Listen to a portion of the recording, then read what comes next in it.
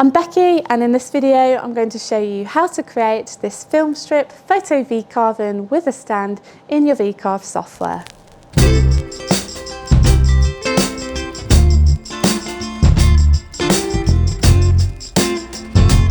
So I've created a mood board, and this just helps me kind of visualise all of my ideas on how we can essentially take our precious photographs and turn them into something that is awesome, that's unique, that will last a lifetime. No more crumpled bits of photos that fray or get torn.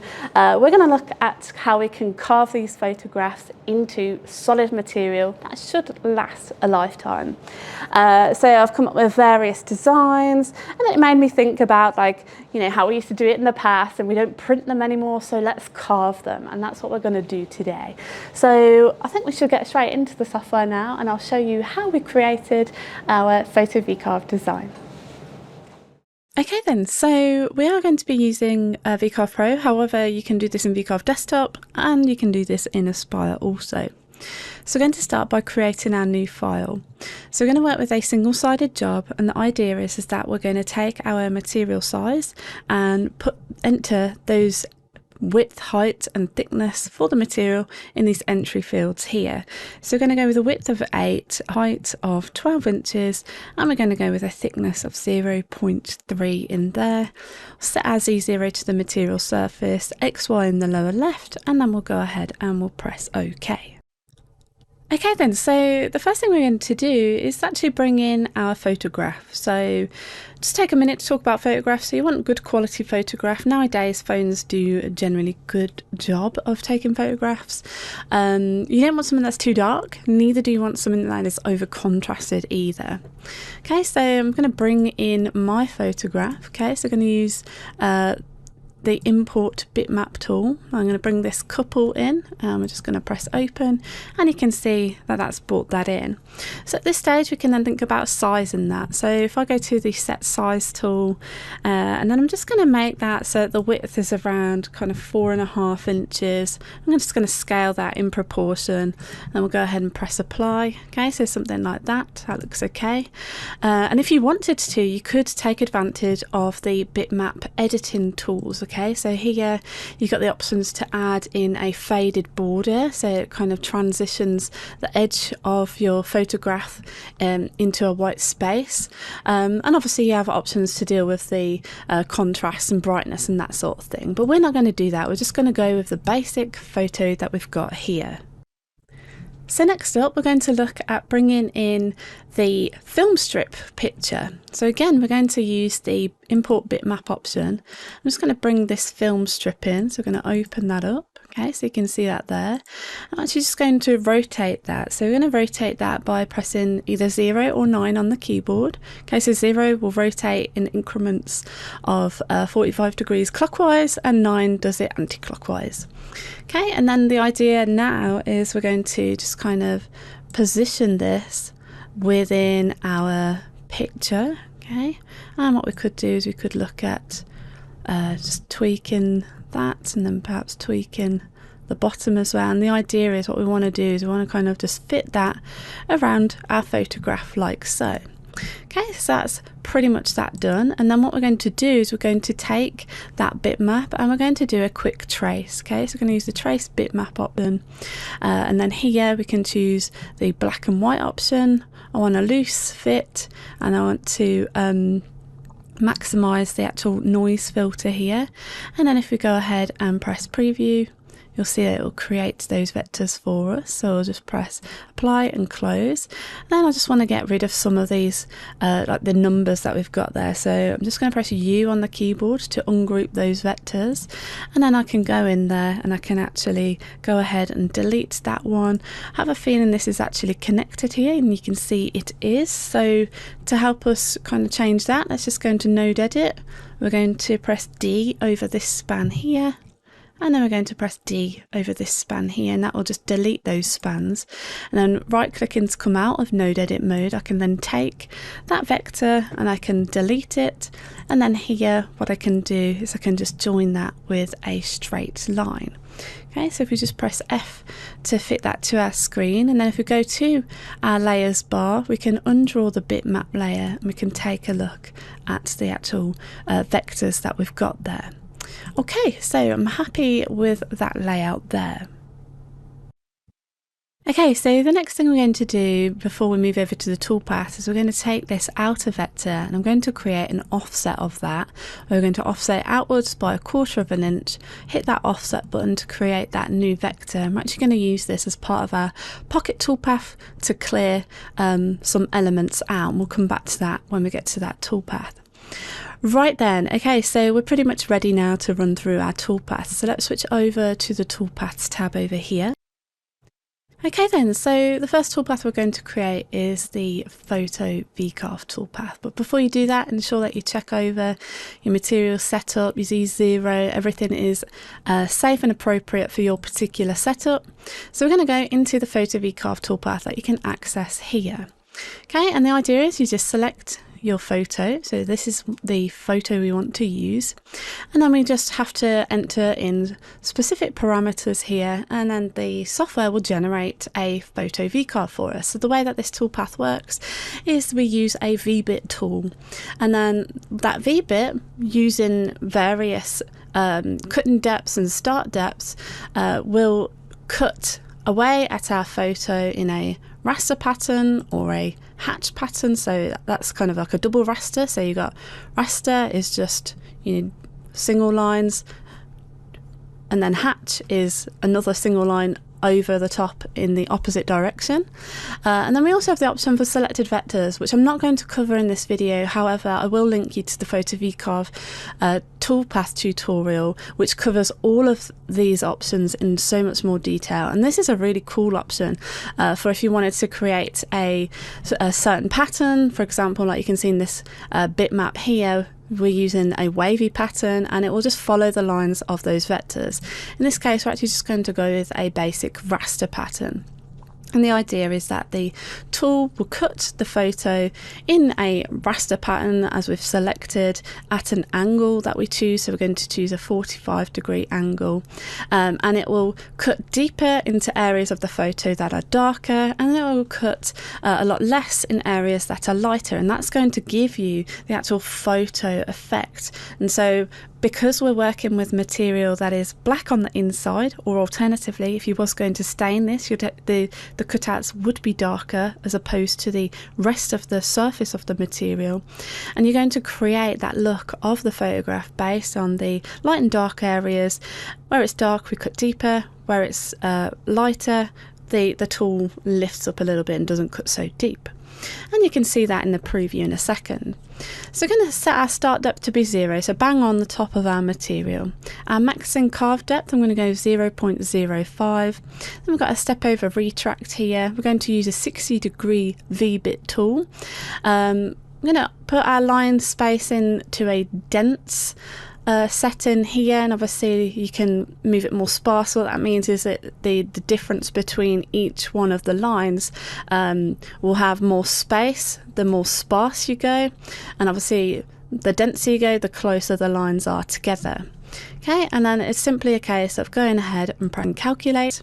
Okay, and that will calculate that for us. Now I'm just going to actually help myself visualize this by altering the appearance here. So I'm going to go into here, and we're actually going to go right to the top, and we're going to use a solid colour, and I want that solid colour to be white, okay, because the top surface of my material is going to be white, but then in the toolpath colour I want to set that to black because it's black on the inside. And then we'll just slow down that speed just so we can see what's going on here, and you can see that V bit is going to be cutting in, and where it's darker you can see here it's cutting a lot deeper. Where it's lighter from her forehead here, you're not in into the material as much, and that's how we create that PhotoVCarve effect. Yeah, and that's what it looks like, okay? And you can tweak with all of the settings until you're happy with what you're getting here in the preview. So I'm happy with what we've got there, so then we'll just close out. We'll just put that in C, and then we'll just tile our windows. Okay, so next up we're going to look at clearing the film strip area, and you can use the pocket toolpath or the V-carve toolpath. Just depends on the kind of effect you want. Now I want like a nice V-carved areas around each of these holes, so I'm going to use the V-carve toolpath with clearance, using an end mill to clear out the majority of that material. So I'm going to take that out of Vector. Well, actually what I'm going to do is I'm going to just drag a box upwards to select everything. I'm going to shift to deselect those bitmaps, and I'm also going to shift to deselect that film strip border. We're going to go into the V-carve toolpath. Okay, so you're going to set a start depth is going to be at 0, and I want to set a flat depth, so I only want to cut down 0.1 of an inch. Okay, I'm going to use that 60-degree V-bit tool that I used previously, and I'm also going to use this option here to use a clearance tool. So you're going to the select option. I'm going to select my 1/4 inch end mill, and what that will do is the software will take this tool first, and it's going to clear away the majority of the material, and then it's going to switch over to the V-bit tool where it can get in all those details where the previous tool could not get into. And we'll go ahead and press calculate. You can see the preview there, so if we go and select the clearance tool first, we can preview that. Okay, so that's what that looks like. Okay, again, what we can do is we can say I want to set the toolpath color to black. Okay, and you can see that we haven't quite managed to get around those holes there, which is why we wanted to use two tool strategy here. So then we'll select that V-bit tool and we'll preview that. Okay, and again, let's go in there and set that to black, and then that's what that will look like. Okay, so that's pretty much that. So then finally, we've just got a profile toolpath. So we're going to go into the profile toolpath. We're going to select our vector here.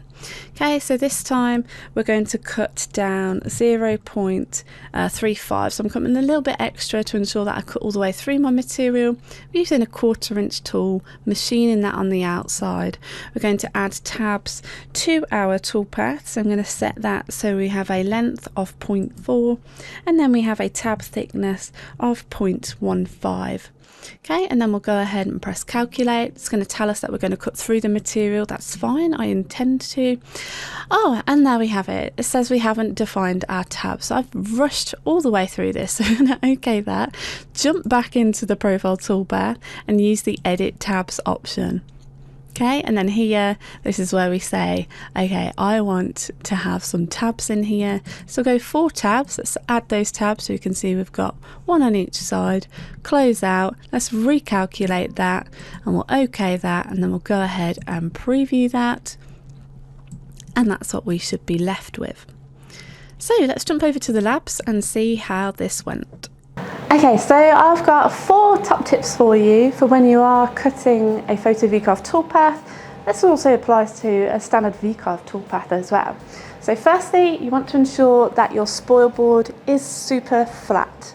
Secondly, you want to make sure that your material that you're cutting into is also really flat as well.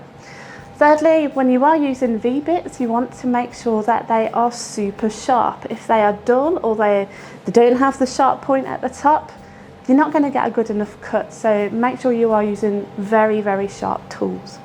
Now we are using a new machine for this project today, so I know that our spoil board is totally flat, but if you do have concerns, I'm going to show you a technique now that should help eliminate that. So you want to just grab a piece of scrap material, so we're just using a scrap piece of MDF, and what I'm going to do is I'm going to cut out a pocket that's just a little bit bigger than the material that I plan to PhotoVCarve into. I'm just going to cut down, say, 1/4 of an inch, and that will ensure that that pocket that we create is perpendicular to the actual gantry, which is going to ensure that we're going to have a nice flat space or flat surface for us to work with. So I'm actually using Velcromat, and what Velcromat is a coloured MDF, so all of the fibres have been coloured in, so that when you cut into it, it's going to be whatever colour it is. In this instance, we're working with black Velcromat. I've painted the top surface white, and what that will mean is when we start cutting into it, we're going to get that contrast, so we're going to see that photo pop out of the white material. And there are lots of different ways that you can create a PhotoVCarving. Traditionally, people use hardwoods, and you can see we've got this lighter material. We cut away at the actual PhotoVCarving, but then we apply a stain to ensure that we create that contrast, and it's that stain effect that is going to create, it's going to make the photo really pop out. You could look at the likes of plastics like Corian, cut into that as well, and then again put your stain in. The nice things with plastics and Corians is that you can actually just wipe the excess paint away from that. So we're going to use our Velcro mat. I'm going to now attach it into that pocket where we've got a nice flat surface perpendicular to the gantry. We'll secure that in place, and then we'll get on with the actual PhotoVCarve toolpath to cut that photo out.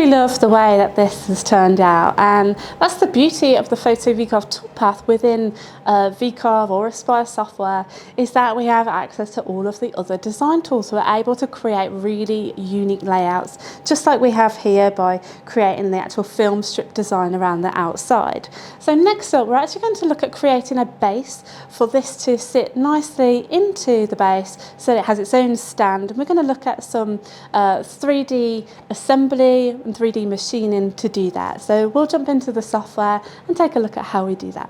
So in order for us to create our base, we're going to use a different material. So I've got a piece of maple that we're going to cut into. So I'm going to take advantage of the sheets feature. We're going to add in a new sheet, and we're going to edit the dimensions of this sheet according to the dimensions of my piece of maple. So we've got a width of 12, we have a height of 6 inches, and then a material thickness here of 0.472. We're going to set our Z0 position on the material surface, X, Y, lower left. We're working with a very high modelling resolution, and that just ensures that we retain all of the pixel quality within our job, because we're going to look at using 3D content to create our base. And then we'll go ahead and press OK. So we're going to look at creating our base using some of the clip art that comes with VCarve. So in your clip art library, you can see we have access to all sorts of different folders. Now I'm going to take advantage of the 3D tabs option. We're going to take the circular 0.75, I'm going to double click that to bring that into our job. And if we just tile our windows, you can see what that looks like. And we're just going to size that. So we're going to go into the set size tool here. And so we're going to set that so that we've got a width of 8.5, and then that will just kind of scale that in proportion. But I'm actually going to change this so that we have it at 5.5. Go ahead and press apply. Okay, so it's something that looks like that. Okay, now this is quite deep here, so we need to just settle that down a little bit. So in the modeling tab, we're going to alter the properties here, and we're just going to shrink that down to a very small 0.3 in there, so we have quite a flat but yet curved shape in there. And then we can close out, we'll put that in Z. So that's our base. Okay, so next up we can start to think about what we want to put on the base. So we need to put a slot in. We also want to put some personalized text in there, so we'll do that first. So we'll go into the drawing tab and we'll go into the text tool. So here I'm going to alter the font. So we're going to go with more of a brush style font. I'm also going to increase the text height here. Let's try 0.8 in there. And then we're just going to start typing in your message.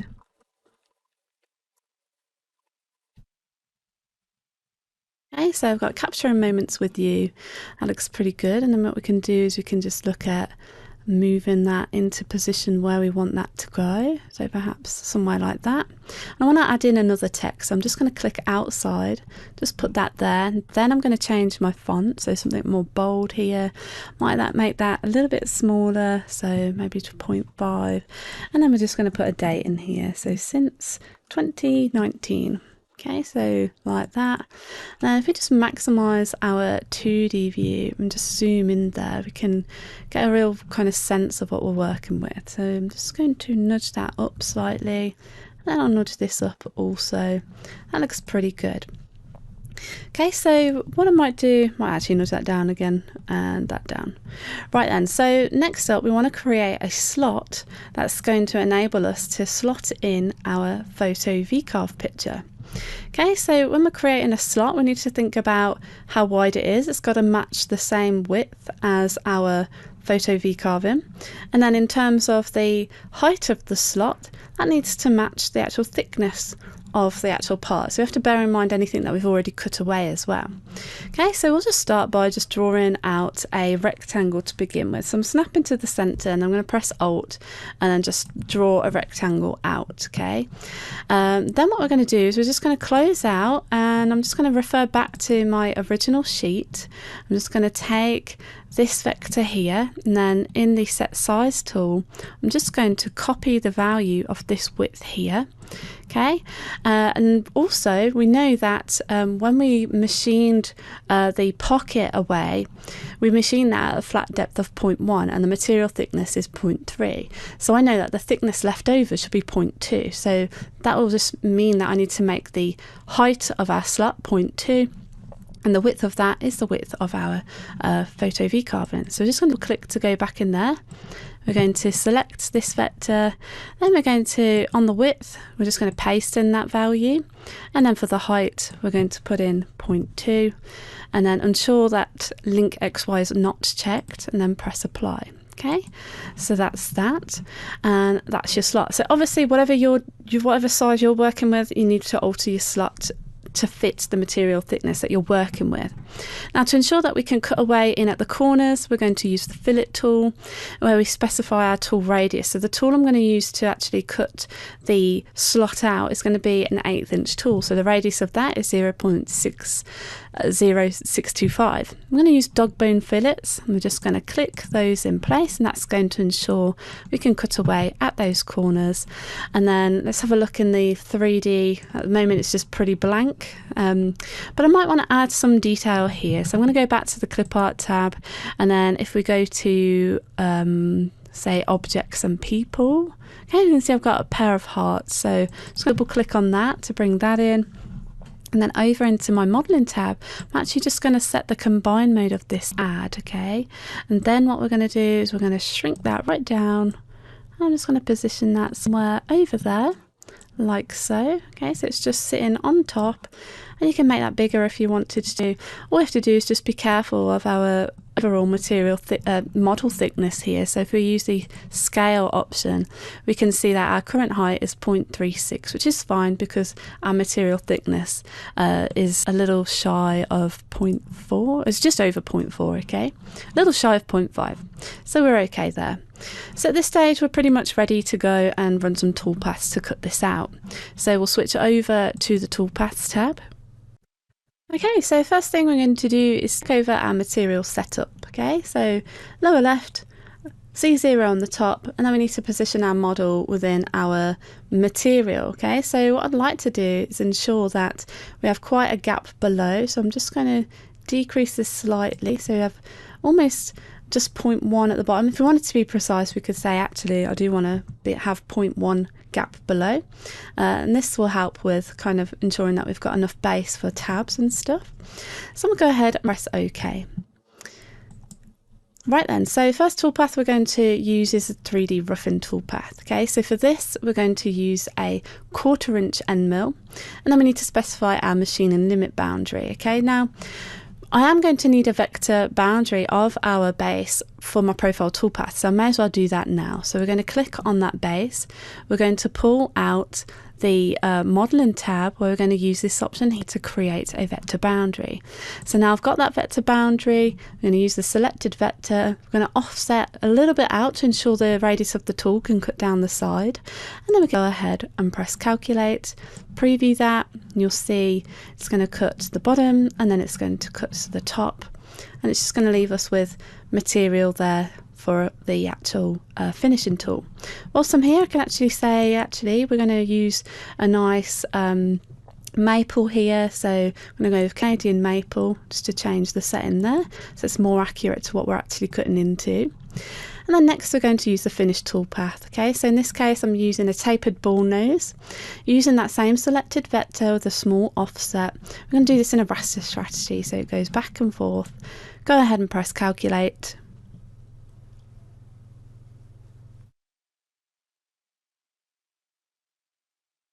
Then we'll go ahead and preview that.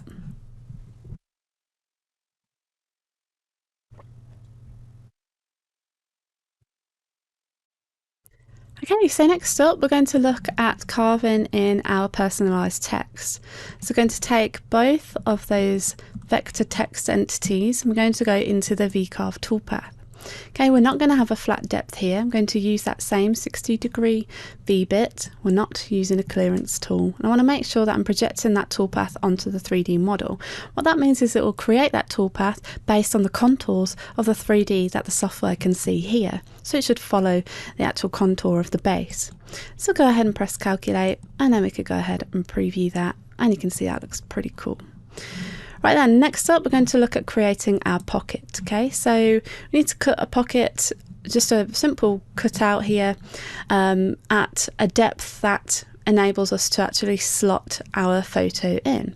So referring back to sheet 1, okay, so I've actually drew a line here from this point to this point here, and I can see we've got a height there.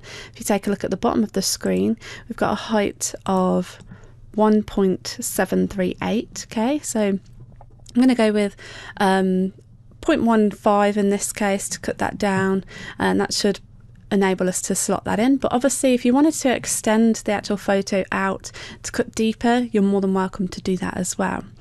Okay, so with that we're going to go over into the other sheet, and then by selecting that vector we're going to go into the pocket toolpath, and we're going to specify our cut depth here. So I'm just going to go in at 0.15 in this case. I'm going to use an 1/8 inch end mill. It's going to machine that in an offset strategy. We could set that to do that in a raster strategy. It's probably more convenient to do that in a raster strategy there. And we want a profile pass that's set to last, and then we could simply go ahead and then press calculate and then preview that, and you'll see it's created that there for us. Okay, so we'll close out there. Okay, so next up we're now going to look at creating our cutout. So we've got our vector boundary here. We're going into the profile toolpath. We're going to cut all the way through our material, so we can press C and equals, that's 472. Then we're going to use a 1/4 inch end mill to cut that out around the outside of that vector. We want to add tabs to that toolpath. Okay, so we're going to go in with a length of say let's go with 2.5, and then we'll go with a thickness of 0.1 in this case, and then we can go to the edit tabs option, and we can specify by letting the software pick where we want it to go, or we can just do that ourselves. So I'm going to put 2 on either side. There's no point me putting anything on the top or the bottom because a lot of that material is going to be cut away, so there's not really much for it to hold on to anyway. So by placing 2 on either side, I think that should give us enough hold there. And then what we can do is give that a name, and then go ahead and press calculate, and then we can preview that toolpath like so. And then actually let's just reset that preview, and we'll go ahead and preview all of our toolpaths here.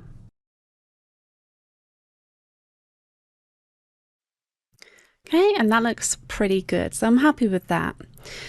And the beauty of working with the PhotoVCarve and toolpath within VCarve or Aspire is that you do have access to all of the other design tools to really create unique, authentic projects.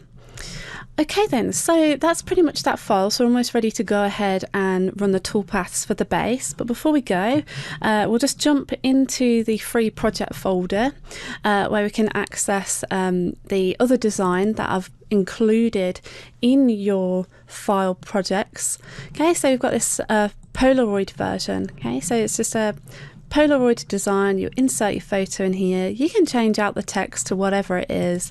And if we just preview all those toolpaths, I won't go into town on what we've done here. It's pretty much exactly the same as the other examples, but it's just another layout for you to try. The idea is that fits into this base. And then with the Filmstrip design that we have just been working through, I'm going to include another base for you also, just to give you some more ideas. So here we've got the Mr. and Mrs. Established 2019, and you'll see that we've actually included 3D rings. And again, that's clip art that comes with your VCarve software. Okay, so let's just jump back into the labs.